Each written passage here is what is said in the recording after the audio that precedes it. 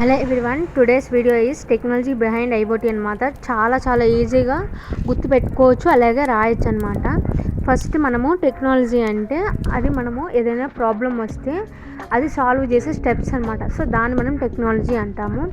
ఐఓటీకి behind IoT technology ఏమేమి use చేస్తామంటే చెప్తాను. First framework of IoT framework ఏంటిది? Physical devices plus sensors controllers plus internet equals to IoT.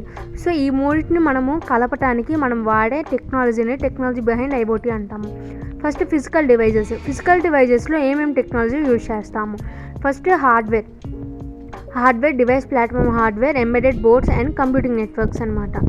So వీటిలో hardware అంటే మనం ఏదైతే ఫిజికల్గా ఉండితే, ఏదైతే మనము ముట్టుకోగలుగుతామో, ఏదైతే మనము వాటిని యూజ్ చేసుకొని సెన్సింగ్ కమ్యూనికేషన్ టాస్క్ అనేది పర్ఫామ్ చేస్తాము.